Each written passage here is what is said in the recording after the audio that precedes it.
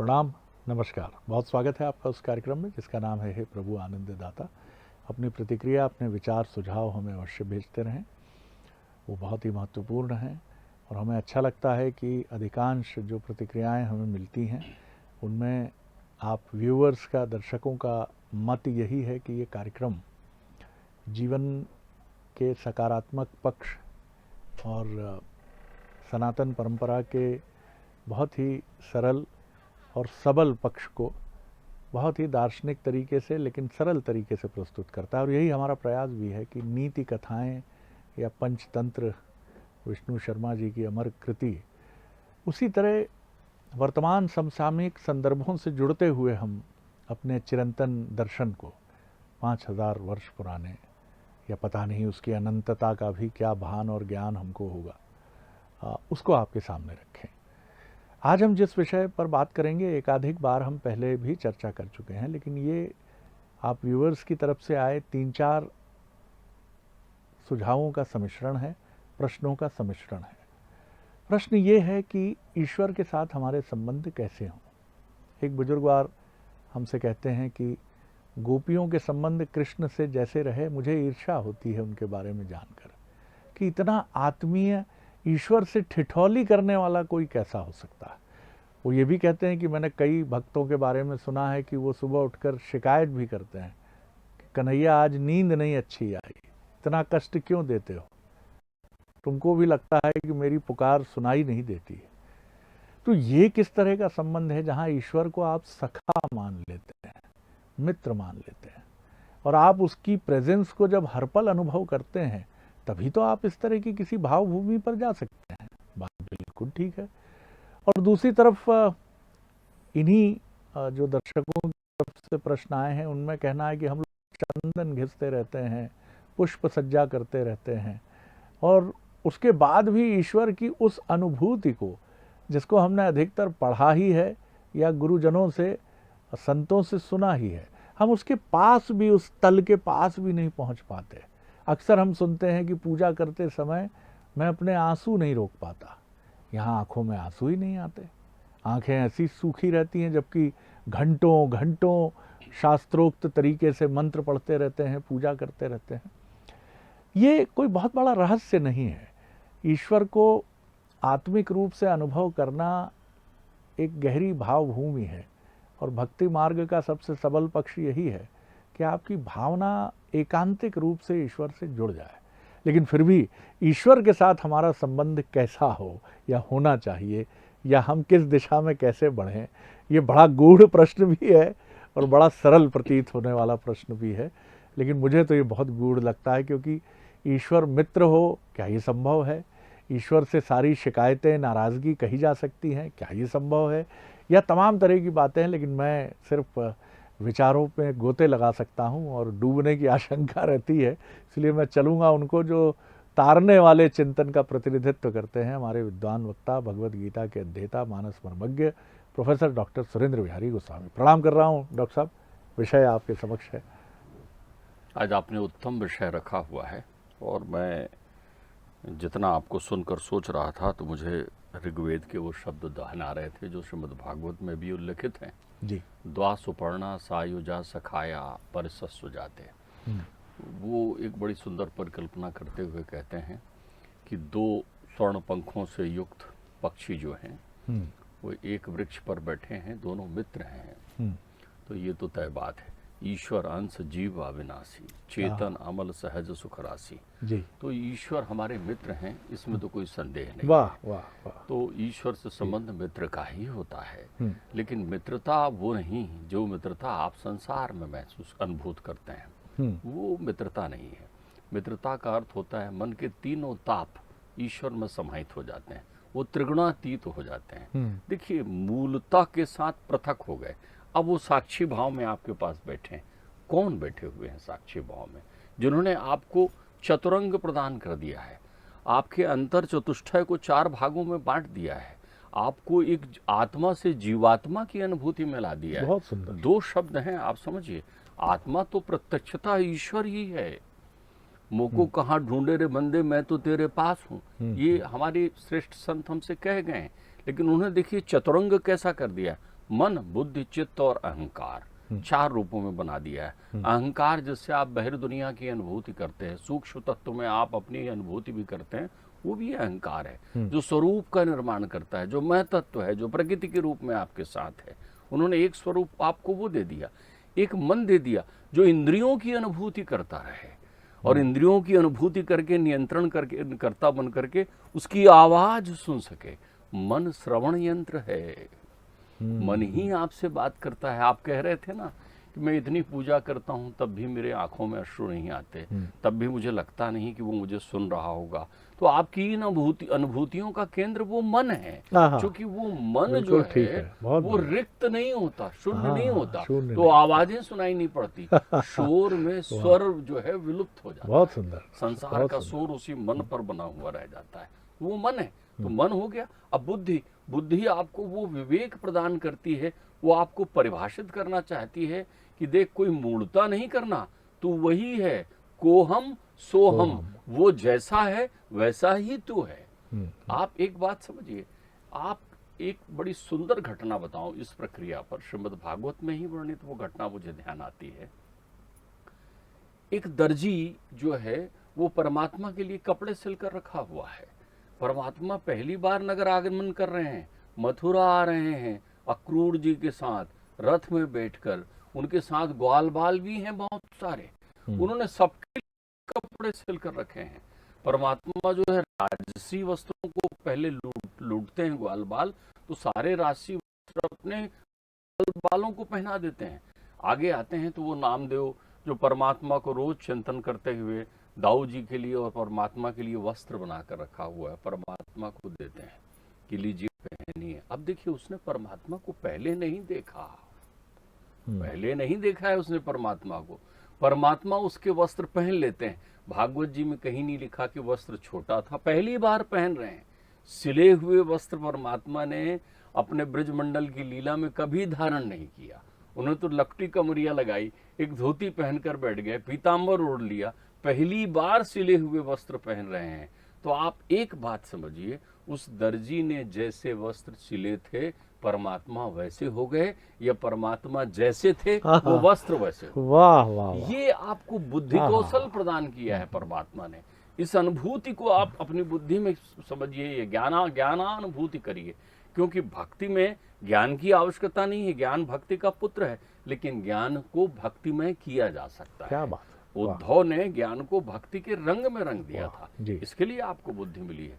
फिर चित्त चैतन्य आपको मिला है, ये चेतना आपको उससे नियमित, तो आप ये समझ लीजिए कि आपके जो सूक्ष्म शरीर है अंतर मन का, जो उसके प्रति बहुत सारे ऐसे लोग भी मुझे मिले शरद जी, जो परमात्मा के प्रति अपनी भावना जो है वो उस आस्तिकता में नहीं रखते, श्रद्धा का प्रदर्शन नहीं करते। मुझे लगता है देखो तो गर्भ में लटके हुए थे उल्टे, आए नहीं थे तब परमात्मा ने इनके आहार की व्यवस्था कर दी थी, पल पल थामा था। कभी किसी के तो बचपन में माता जी भी शांत हो गई, कोई न जाने कहाँ से गिरा होगा, कैसे भटका होगा, कैसे जिया होगा, वो सब विस्मृत कर देता है।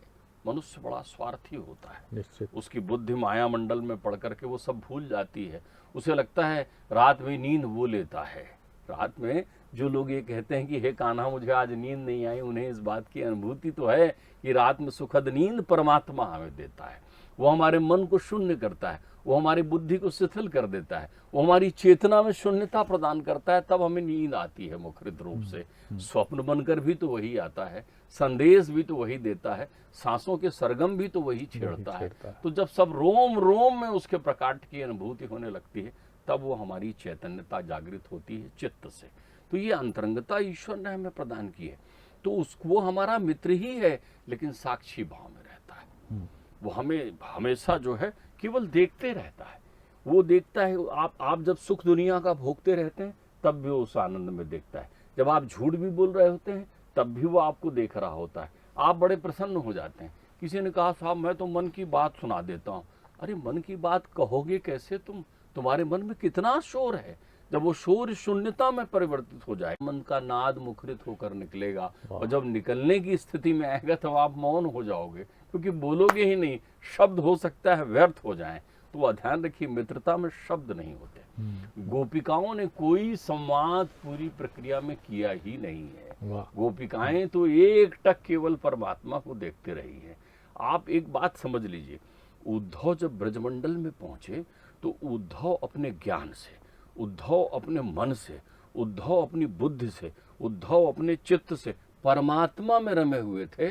तो कृष्ण और उद्धव एक ही तरह के दिखाई पड़ते थे, लेकिन दोनों अगर दो मीठे रखे हों और देखने में एक आकार के लग रहे हों, जैसे दो सेब आपके पास रखे हों, दोनों एक जैसे दिख रहे हों, लेकिन एक में स्वाद होगा, रस होगा, मिठास होगा, और एक जो है सीठा होगा। आप कहेंगे देखने का सुंदर है, सीठा है। कितनी तो सुंदर बात कही आप। उद्धव अभी सीठे थे, मीठे नहीं हुए थे। परमात्मा ने कहा जब ये मेरी तरह से पूरी तरीके से मित्र भाव, परमात्मा के दो ही प्रसिद्ध मित्र हुए हैं, एक उद्धव, एक सुदामा। ध्यान रखिए, गोपिकाएं मित्र नहीं हुई परमात्माओं की, गोपिकाएं सखी हुई हैं। साख्य में सेवा भाव भी समाहित होता है। वो तो सेविकाओं के रूप में रही। उन्होंने वो ऐसी सेविकाएं जिन्होंने, वही तो बनना चाहती थी मीरा। मीरा कहती श्याम मन चाकर रखो जी, मुझे अपनी चाकरी दे दो। वो ही चाकरी करना चाह रही थी मीरा। तो जब वहां पहुंचे तो लोगों को लगा कि कृष्ण ही आ गए हैं। सबसे पहले जब उनकी भेंट होती है, वो नंद ग्रह में पहुंचते हैं तो वहां मैया यशोदा बैठी हुई होती है। अब मैया यशोदा बैठकर उस ढिक को देख रही हैं जिस पर टिका हुआ वो उनकी माखन बिलोने की मथानी रखी हुई है, वो उसे एक टक देखे जा रही हैं। अब उद्धव समझते हैं कि ये ज्ञान शून्य हो गई हैं, गांव की है ना, याद कर रही होंगी, शोक में होंगी। हमारे जीवन में भी ध्यान रख लेना, ज्ञान जहां तिरोहित होकर भक्ति का रूप ले लेता है, वहां ज्ञान गांव बन जाता है। ध्यान रखिएगा, वो गांव है जहां ज्ञान जो है मतवाला होकर नृत्य करता है, तब हम उसको ग्वालन कहते हैं। वहां पर वो नृत्य करता है वहां पर। तो हम तो गांव वाले, मतलब गांव, अरे गांव में ही भक्ति मिलती है, लेकिन गांव वो नहीं जो झोपड़पट्टियों से बनी हुई हो, या जहां छत हो, या जहां खेती बाड़ी हो। गांव वो है जहां कोई प्रदूषण ना हो विचारों का, वो गांव। वहां ज्ञान का प्रदूषण नहीं होता, अहंकार नहीं होता, निर्मल झरझर ज्ञान का प्रदूषण, वाह, वो ज्ञान, वो गांव होता है। ध्यान रखिए। तो उस मथानी को देखिए, भाव सागर में गोते लगाते हुए देख रही हैं। अच्छा, यही ओखली है जिससे मैंने कन्हैया को बांध दिया था। अच्छा, एक दिन कैसा वो माखन मांग रहा था, एक दिन कैसे वो कह रहा था कि मैया चंद्र खिलौना ले हूं, मुझे वो चंद्रमा दो। कभी वो चंद्रमा को कहता था कि वो माखन की बड़ी सी जो डलिया है वो तो तोड़ के लाओ, मैं उसे खाऊंगा, उसके साथ खेलूंगा। कैसा कन्हैया कहता था। वो तो भाव में नृत्य कर रही हैं, समाधिस्थ हो गई हैं खुले नेत्रों से।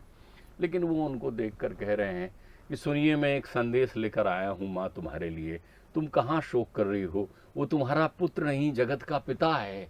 वो थोड़ा बार बार जब नंद बाबा कहते हैं कुछ बोल रहा है, कन्हैया का संदेश लेकर आया है, तो पलट कर देखती तो एक झलक उन्हें कन्हैया दिखाई पड़ते हैं। लेकिन वो कहते हैं मेरे कन्हैया में तो प्रेम माधुर्य था, इसमें वो रस नहीं है। तो वो कहते हैं इन्हें चिकित्सक के पास भेजो, वो ये बीमार है।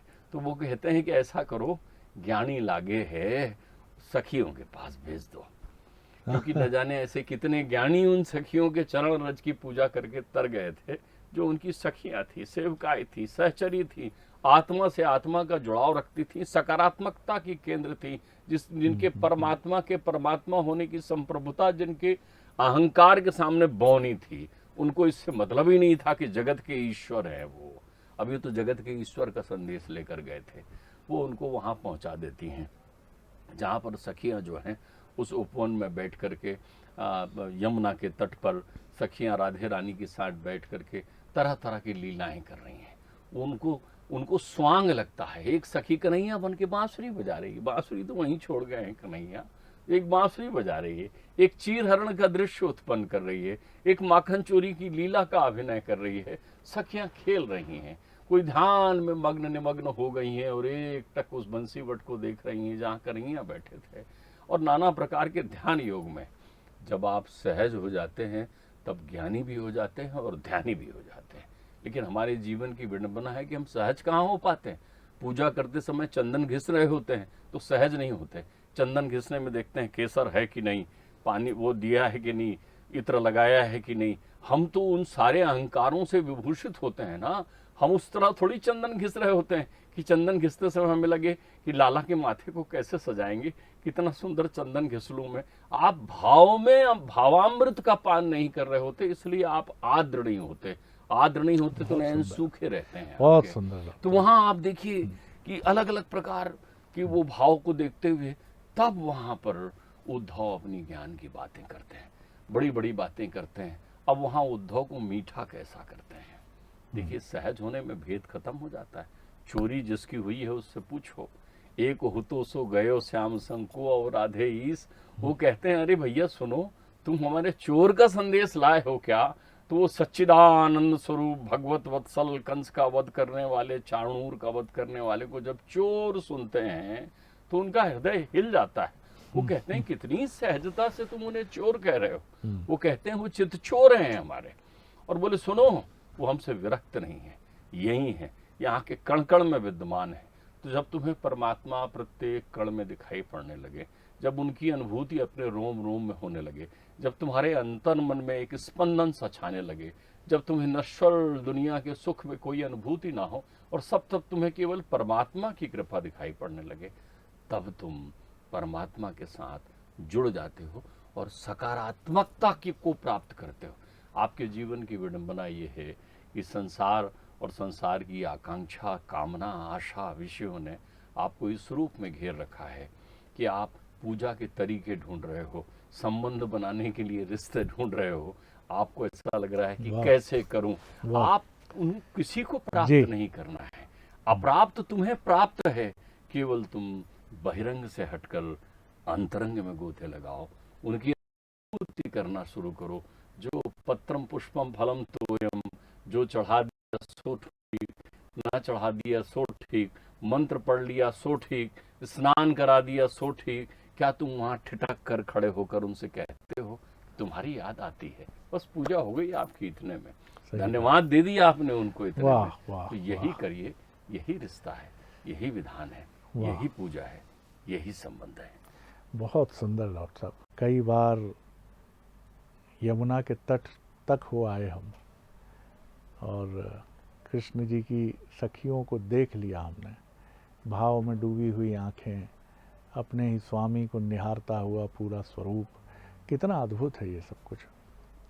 अक्सर जब कुछ ऐसे संतों से मिलना हो जाता है जिनके चेहरे पर एक रहस्यमयी बाल सुलभ मुस्कान होती है, आंखें एकदम ठहरी हुई होती हैं लेकिन पूरी जीवंत होती हैं, जैसे उन्हीं में कुछ ठहर गया है, उन्हीं में ईश्वर ठहर के रुक गए हैं, जैसे हर पल वो ईश्वर के दर्शन का अमृत पान कर रहे हैं। ये भाव कितनी आपको पीड़ा से, तिक्तता से हटा देता है। किसी भी खबर के प्रति चौंकना नहीं है। आप कुछ पूछते भी हैं तो एक भक्त वत्सल दृष्टि आपकी तरफ जाती है और कहते हैं उसी को देखो, उसी को समझो, उसी को गुनो, उसी को बुनो। इसमें कौन थे? इसमें विद्वता या ज्ञान नहीं था। ज्ञान से तो हमने एटम बम बना लिया, ज्ञान से हमने AK-47 बना ली, ज्ञान से कलिश्निकोव बना लिया, ज्ञान से विध्वंस का पूरा सामान और सृजन की भी बात की, लेकिन सृजन के ही बरक्स हमने विध्वंस को भी खड़ा कर लिया। लेकिन भक्ति सिर्फ भक्त वत्सल होती है, प्रेम में डूबी होती है। और यही वजह है कि कृष्ण भक्ति का सबसे इस ब्रह्मांड में आदर्श स्वरूप गोपियाँ हैं, जिन्होंने उद्धव जी जैसे उद्भट विद्वान को भी, कितनी सुंदर बात डॉक्टर साहब ने कही कि वो ज्ञान ही अपूर्ण है जो भक्ति सागर में डूबता नहीं है, निर्मल नहीं होता। वो ज्ञान फिर अहंकार ही है जो भक्ति में डूबा नहीं है। यानी ज्ञान को निर्मल कौन करता है? भक्ति करती है। और वो ज्ञान अधूरा है जो भक्ति सागर में स्नान नहीं करता है। बड़ा आनंद आया डॉक्टर साहब। अगले एपिसोड में एक और विषय लेकर उपस्थित होंगे।